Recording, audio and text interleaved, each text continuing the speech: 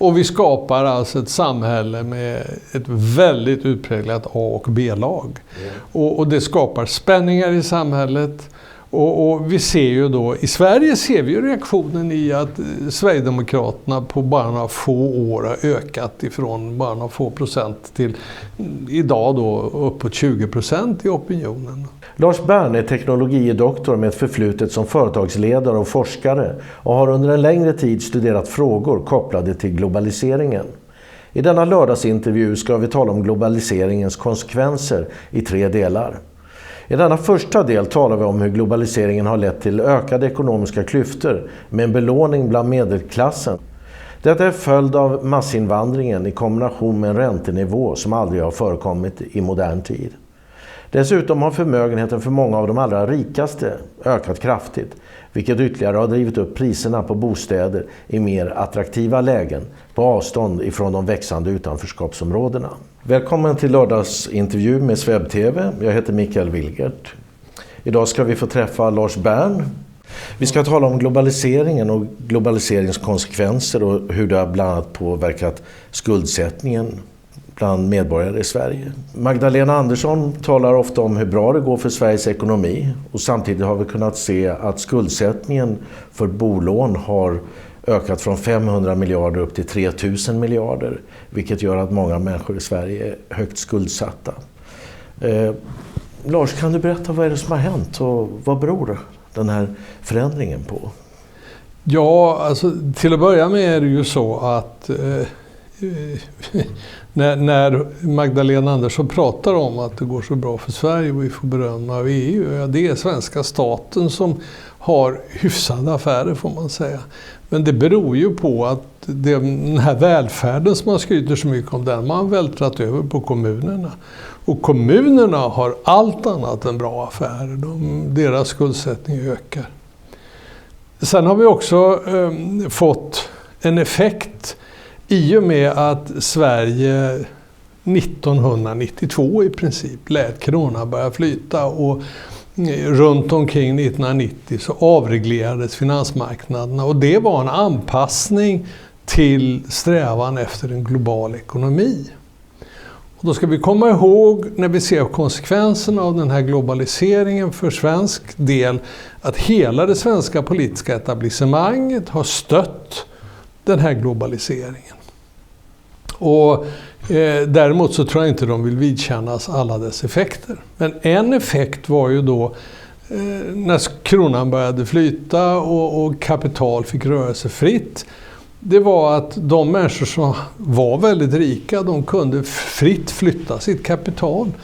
Och därmed så försvann möjligheten att föra en nationell politik för jämlikhet och en nationell fördelningspolitik.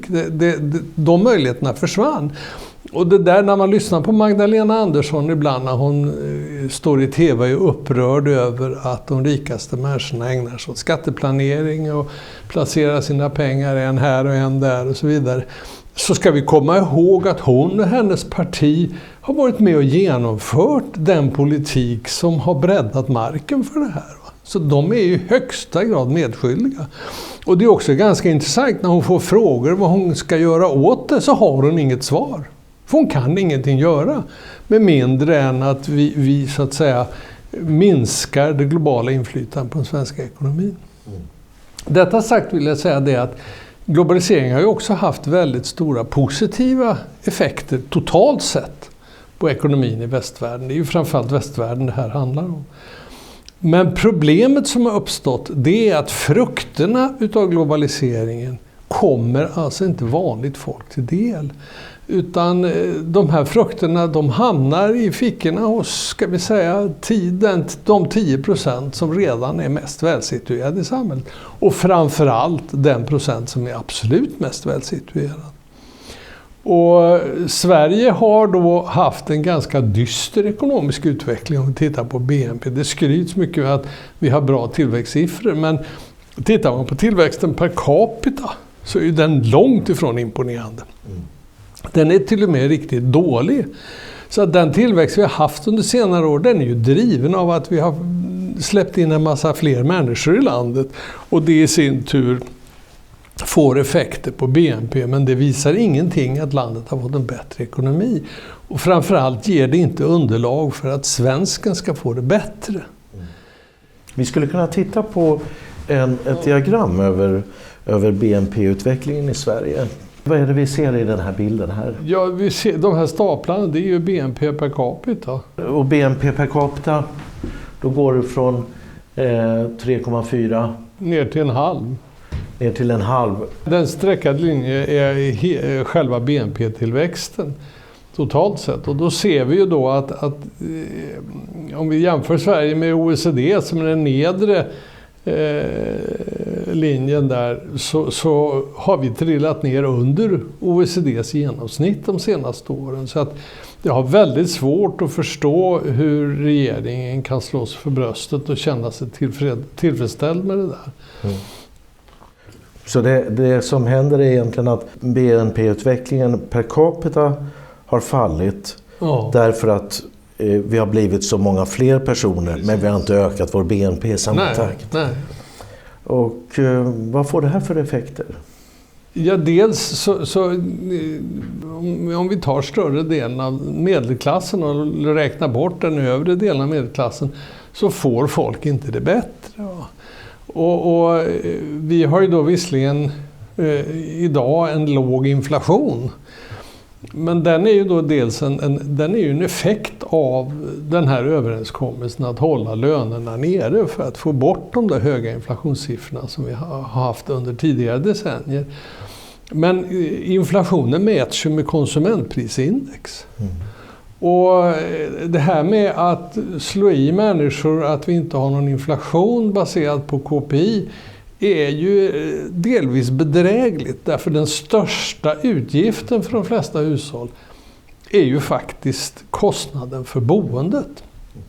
Och då ser vi att i de flesta områden där vi har ett något sådant här tättbefolkat boende, där stiger bostadspriserna. Och människor har ju inte haft inkomster så att de har kunnat följa med den här stegringen, utan det har fått till konsekvens att de har lånat pengar. Och därför har då belåningen gått, som du nämnde, från 500 miljoner till 3000 miljoner. Eller miljarder på bara några år. Va? Och även om svenska staten inte är exceptionellt belånad, så är sticker ju Sverige ut genom att allmänheten är väldigt högt belånad i vårt land. Och skulle räntorna börja stiga, så får ju en mycket stor del av befolkningen mycket allvarliga problem, och då går vi in i en jättekris. Så vi kan helt enkelt inte höja räntorna. Jag har några bilder som beskriver hur lånesituationen ser ut. Ja. Och då är det en bild här som visar statsskulden som ligger på ungefär 1200 miljarder. Och det har den legat i många år på en ganska konstant nivå. Sen har vi här hur kommunerna har ökat sin belåning. Och det kan vi säga att kommunerna har fördubblat sin belåning under 2000-talet. Ja. Och vi kan nog räkna med att den takten ökar ytterligare när kommunerna får allt större kostnader här i samband med välfärdsfrågor kopplade till den ökade befolkningen. Ja, och integrationsproblematik, migrationskostnader som vältras över på kommunerna. Så statsskulden, den ser konstant ut. Och går vi medan kommunernas skuld växer. Men tittar vi på bolåneskulden, då har den gått från 500 miljarder upp till 3000 miljarder under 2000-talet.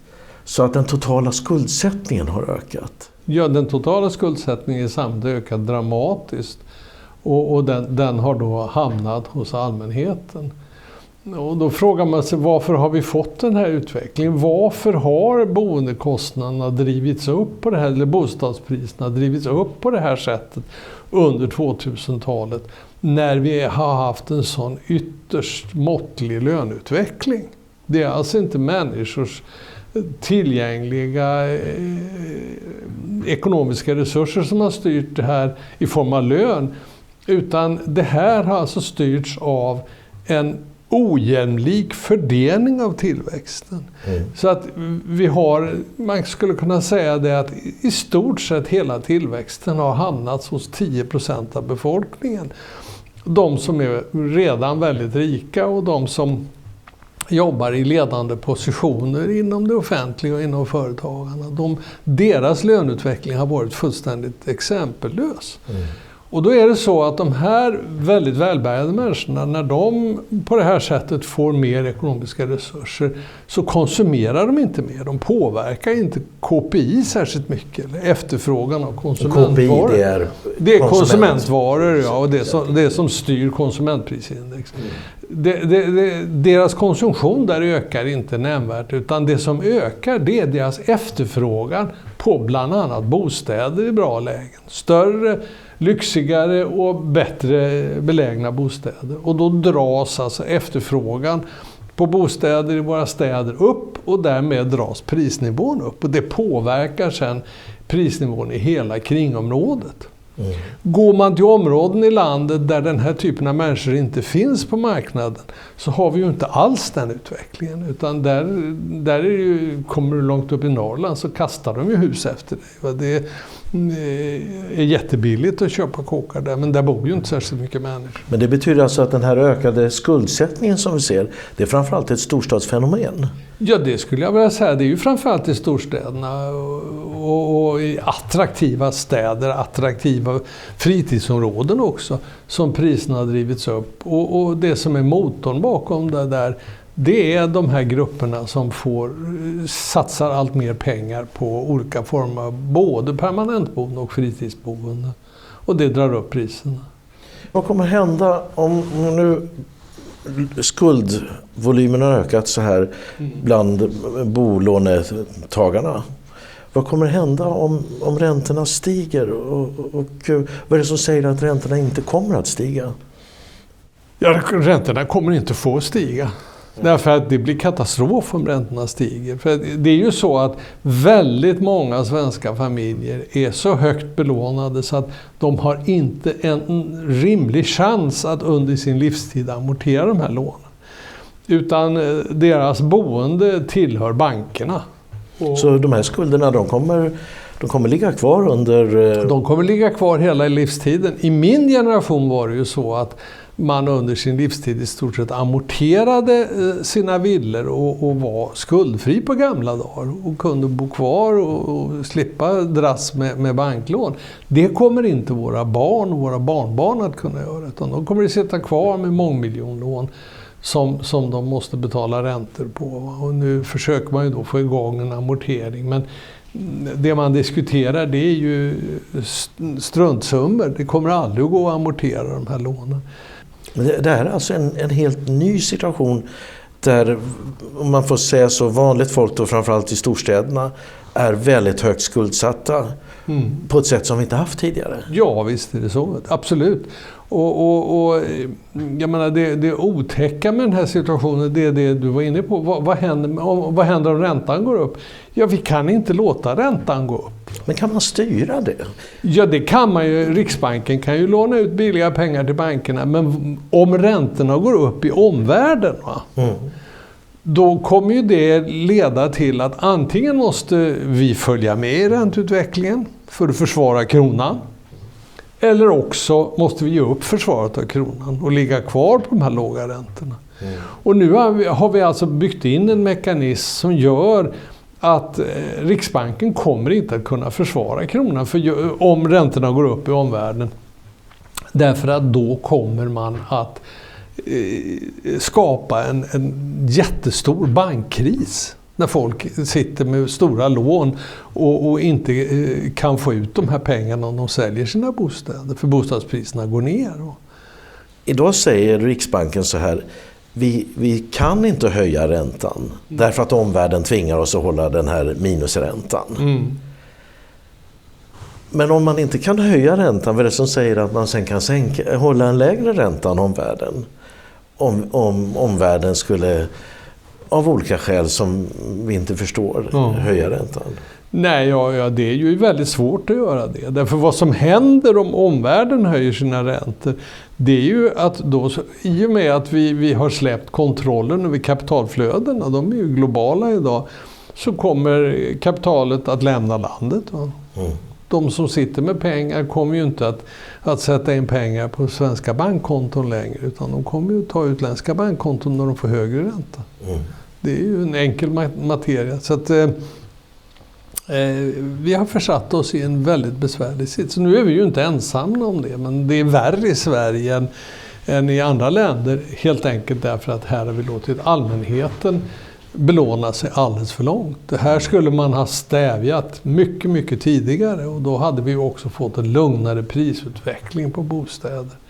Man har låtit hela det här skena iväg på ett sätt som gör att vi är på väg att tappa kontrollen. Vi har en bild här som visar hur hushållens skulder har utvecklats. Ja, och jag menar, när man tittar på den där bilden så ser man ju väldigt tydligt att när skenade hela den här utvecklingen iväg? Jo, det var när vi släppte kontrollen över den svenska valutan. När den spekulerades sönder 1992 av George Soros. Riksbanken fick ju då under några veckor ta ut 500% ränta på lån i Riksbanken, och till slut så gav man upp och lät kronan börja flyta. Och i samband med det här runt 1990 så tog vi bort alla valutaregleringar, och delvis var det ju bra, därför att ju mindre regleringar ju smidigare flyter ekonomin. Men det har fått de här konsekvenserna på den svenska ekonomin, att huspriserna har skenat iväg, och vi ser då att hushållens inkomster har inte alls följt med. Alltså, huspriserna har alltså inte drivits av att hushållen har fått större inkomster, utan huspriserna har drivits av att vissa människor har fått väldigt mycket större inkomster och drivit upp prisnivåerna. Och för vanligt folk har det varit lättare att låna. Det har blivit billigare att låna, och då har man köpt på sig hus och lägenheter som man egentligen inte skulle ha råd med. Och där sitter vi idag, och det är därför vi har 3000 miljarder i skulder hos hushållen. Tittar man då på hushållens inkomster, det där är ju ett medelvärde. Tittar man på den lägre medelklassen så skulle jag vilja säga, jag tror inte deras inkomster realt har ökat alls sen omkring 1990, utan den har legat ganska stilla. Det är ett typiskt fenomen i västvärlden. Utan det som driver upp det är ju att vi har grupper i samhället som har haft exceptionellt höga inkomstökningar, och klyftorna har ökat, medan den övre medelklassen har hyfsat följt med.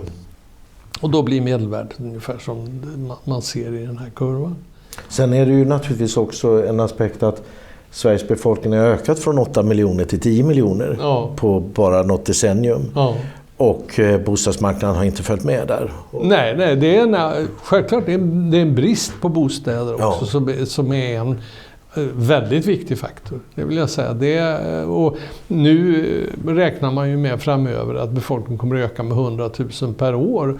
Och det innebär att det måste fram 70-80 000 nya bostäder bara för att de människorna ska få någonstans att bo. Och det betyder ju att den här skuldsättningen måste öka, fortsätta att öka. Ja, rimligen. Enda sättet för allmänheten att finansiera köp av en bostad är att låna. Ja. För svenska folket har ju inga förmögenheter att ta av. Det finns inte den traditionen i Sverige. Va? Vi ska titta på en bild som visar just hur förmögenheterna är fördelade. Det här avspeglar ungefär hur stor förmögenhet som vanligt folk har. Just det. Och då ser vi att den är förhållandevis låg i Sverige för att vara ett västland. Vi ser att vi visserligen inte är mycket sämre än Tyskland, men då ska man komma ihåg att Tyskland har ju inkorporerat Östtyskland och fick in då väldigt stora grupper som var mycket fattiga. Men vi säger ju alltid så här att vi är så rika, vi har ju råd med olika saker. Det är ju en myt. Svenskarna är inte så rika längre. Vi tror att vi är rika därför att Efter kriget, när hela Europa låg i ruiner, då kunde vi bygga upp en levnadsstandard som var nästan i nivå med USAs. Men det var under några få år och då myntades den här myten om att vi är rika.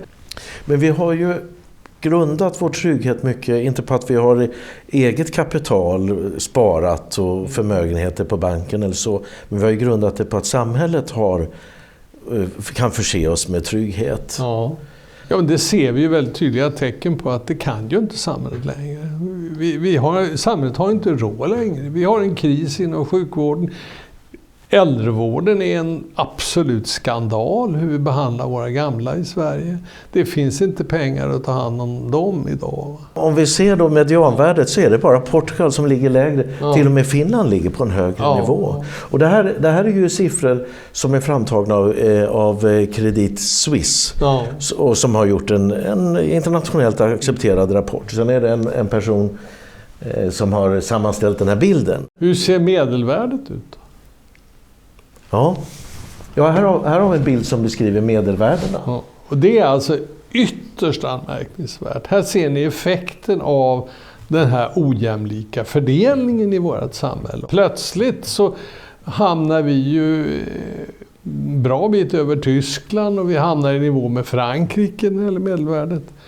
Och vad beror det på? Jo, Sverige har alltså proportionellt sett betydligt fler rika människor än vad många andra länder har i Europa. Vi har väldigt många miljardärer per capita. Det är ju positivt i och för sig. Ja, det är positivt. Det har att göra med våra stora företag, våra framgångsrika entreprenörer och företagare. De tjänar massor med pengar och det drar upp de medelvärde på förmögenheterna. Men allmänheten är fattig som kyrkråttor. Så medelvärdet i Sverige, det ligger alltså på en nivå som är 5 gånger så högt som medianvärdet, som är ett slags typiskt värde. Ja. Så att det är Det är en ganska intressant iakttagelse, får man ju säga. Det här illustrerar ju verkligen det här problemet som har debatterats nyligen politiskt, att fördelningen utav den ekonomiska utvecklingen är väldigt ojämn i vårt samhälle. Nu vill jag säga att det är ett västerländskt fenomen överhuvudtaget. Man ser det väldigt tydligt i USA. Och vi har en figur på det, vi kanske ska ta fram den och visa. För att det här är ett oerhört dramatiskt fenomen som vi ser på den här figuren.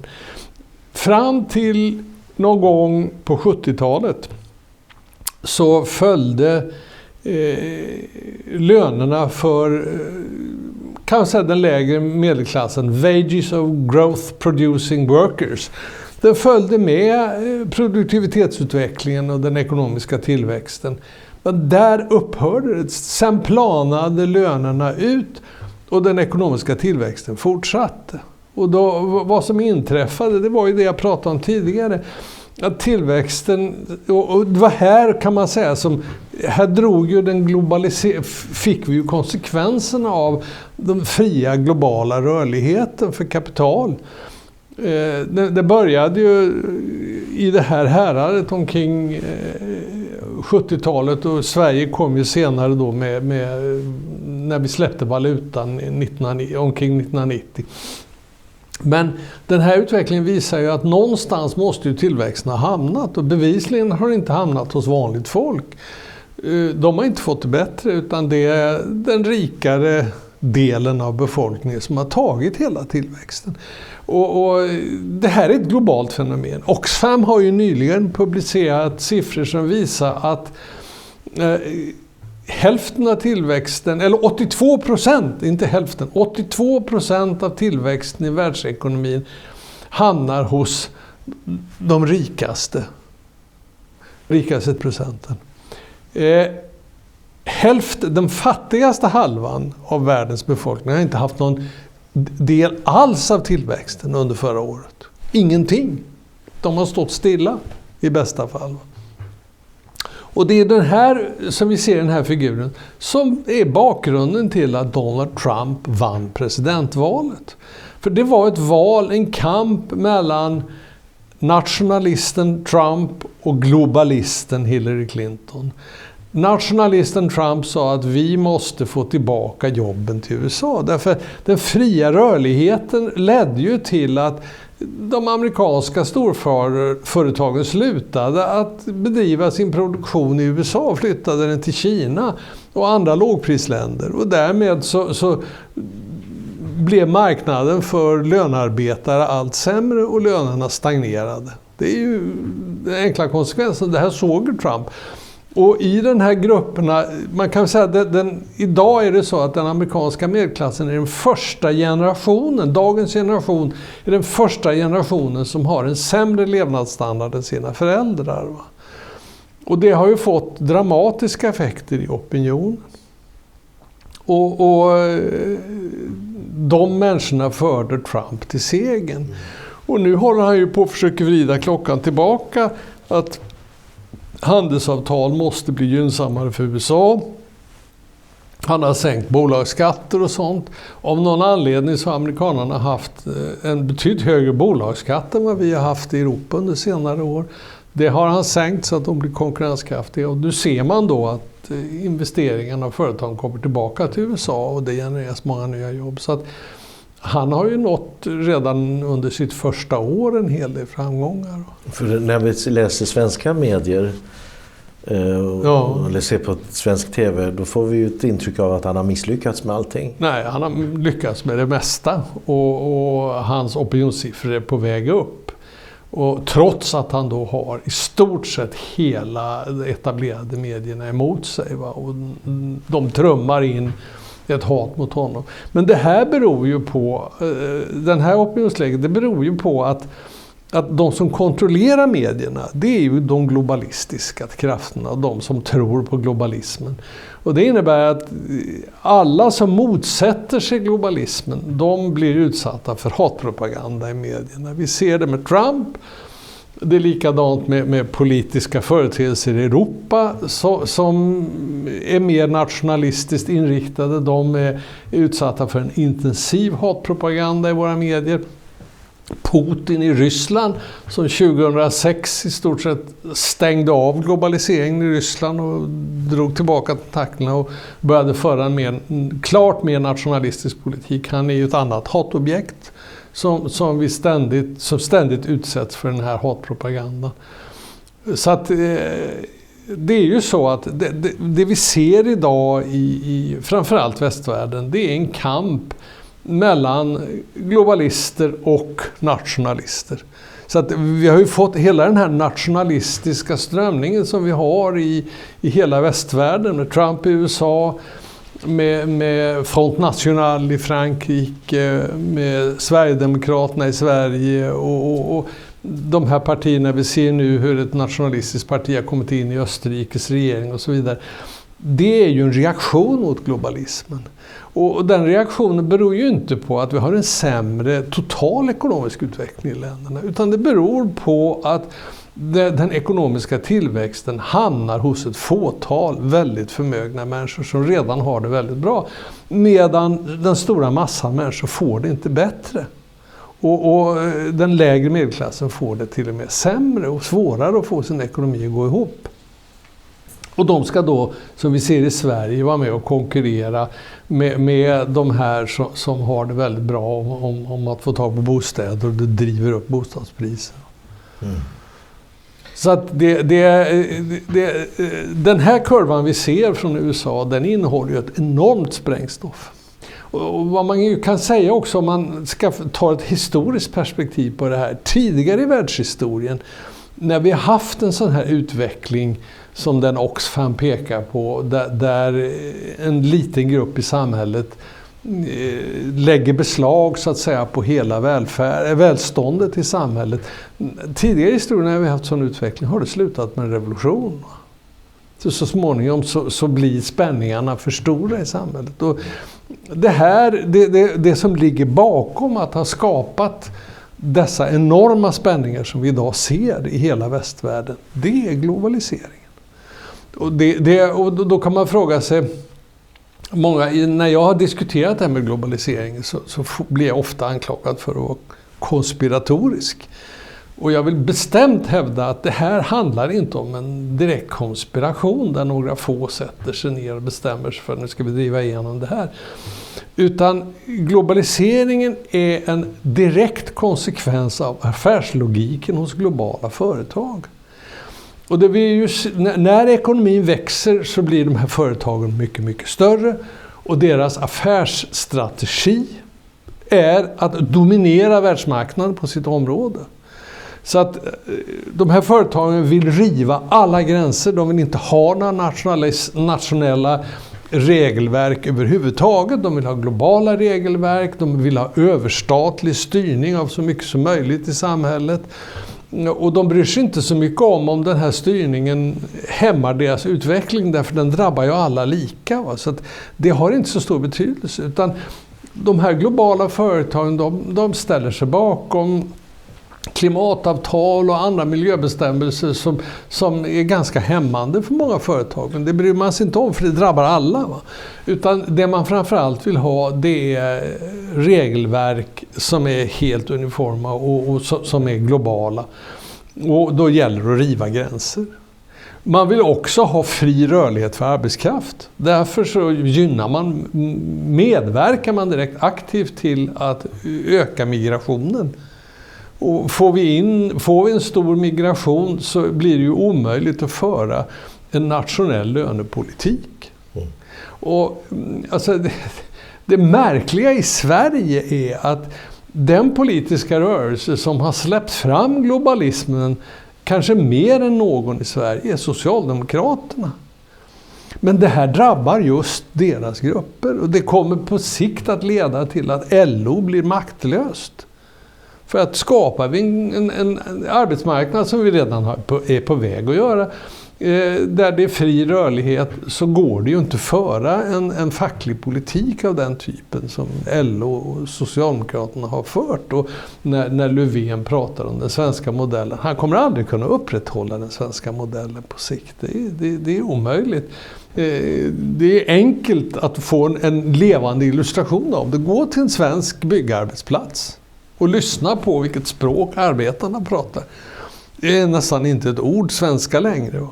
Så att vi har redan skapat en sån här utveckling som gör att på sikt så kommer ju inte LOs makt att kunna utövas. Utan den kommer att undermineras. Det här är ju naturligtvis det är både positivt och negativt. Ja. Det positiva är ju då för de som beställer de här hantverkstjänsterna att det blir billigare. Ja.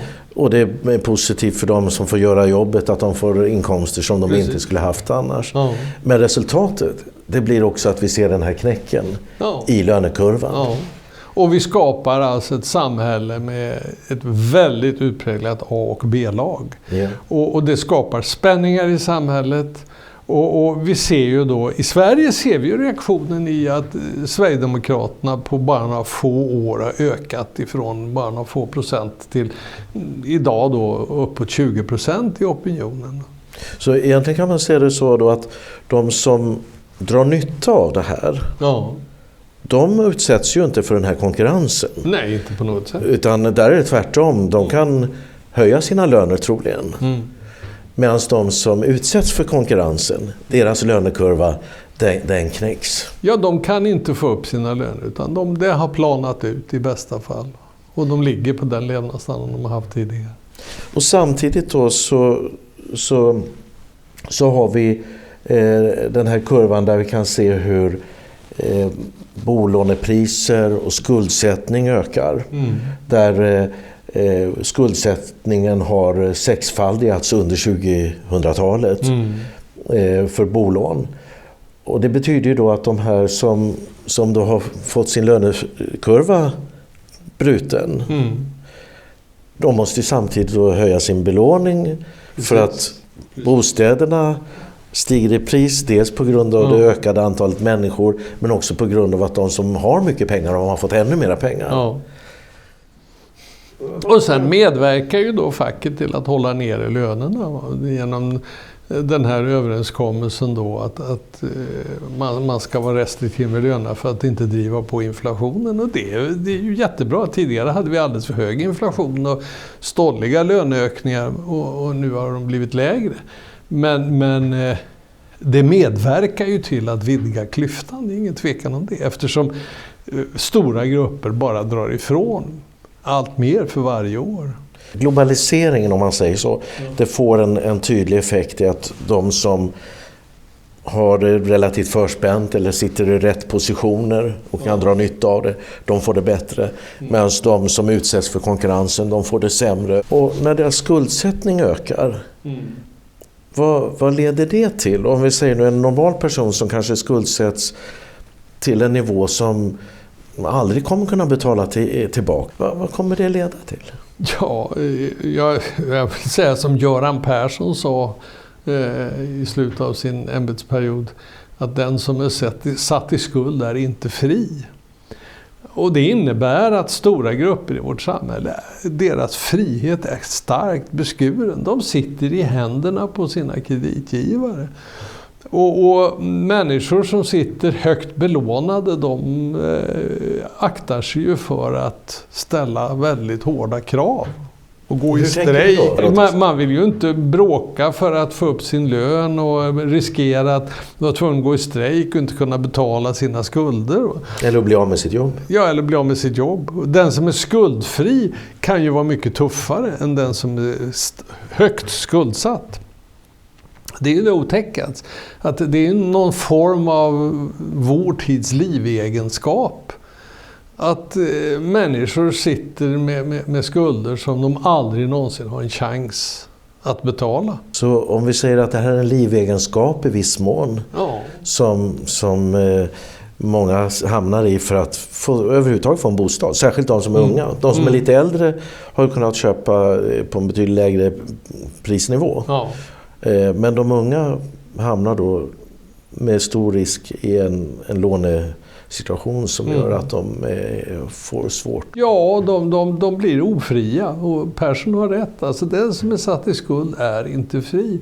Sen kan man ju också konstatera att det här handlar ju inte heller bara om privatpersonernas skuldsättning, utan det här handlar om staters skuldsättning. För ser man till de här globalisterna så de driver ju en politik och en linje som leder till ökad skuldsättning för stater också.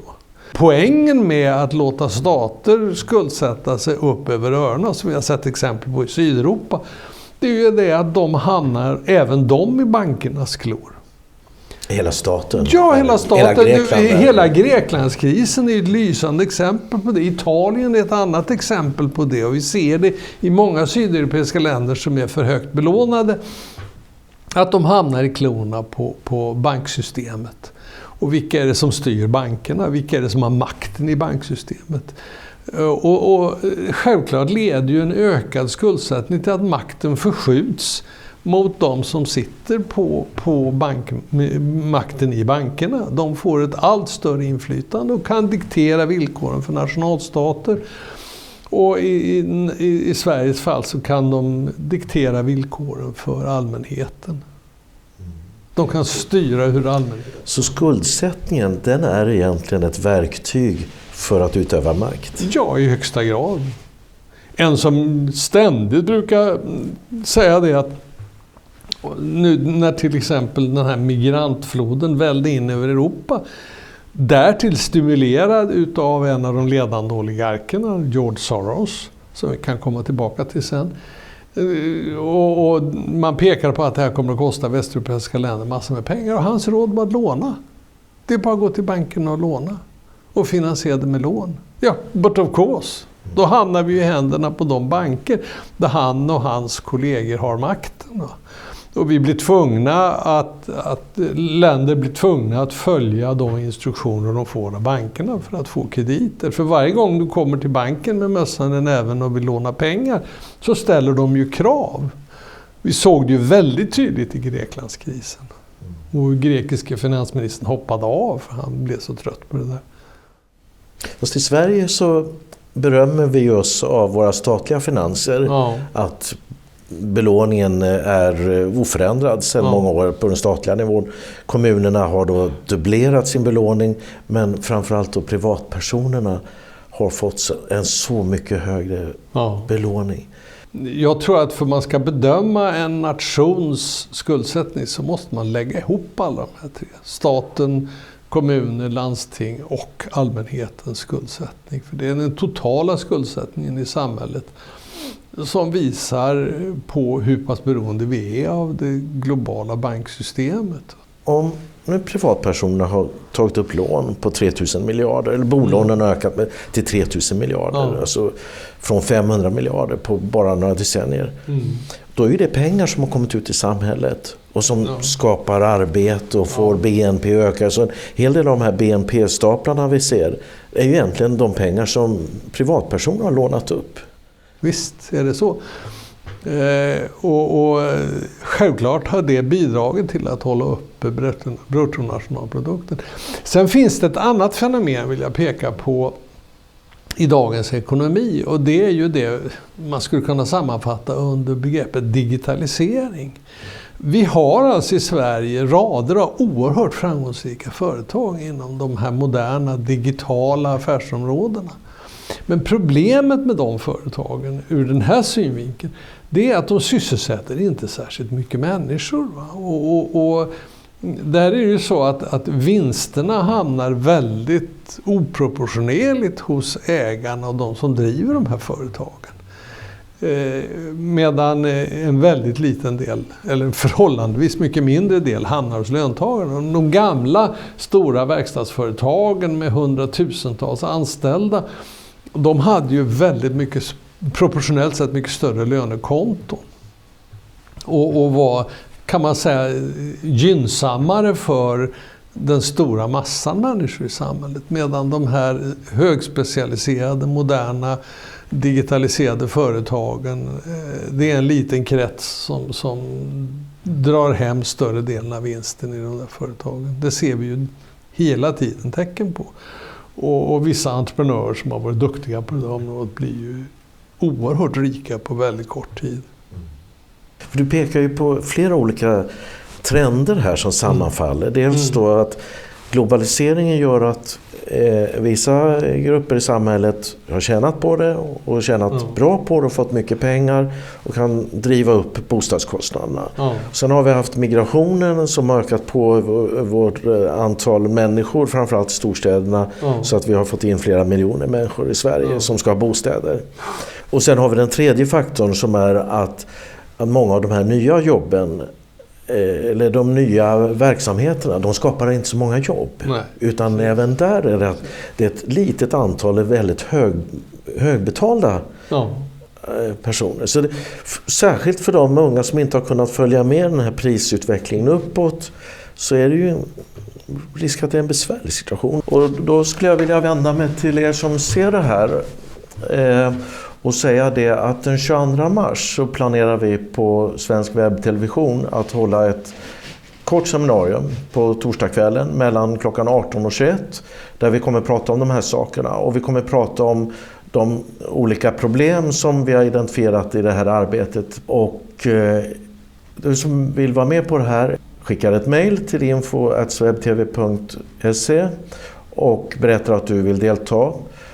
Och det är alltså ett möte som kommer ske i centrala Stockholm den 22 mars mellan 18 och 21. Detta var del 1 av globaliseringens konsekvenser. I del 2 talar vi om hur globaliseringen håller på att förändra maktbalansen i världen och hur mäktiga intressen undergräver nationalstaterna och demokratin. Bland annat genom att understödja massmigrationen och genom att köpa politiker. I den avslutande del 3 diskuterar vi korruptionen bland svenska politiker och vad den beror på. Vi diskuterar också hur internet har gjort det möjligt att avslöja mediernas lögner. Du kan också bidra ekonomiskt på Swish eller på det konton som framgår av bilden. Prenumerera också på vår kanal på YouTube.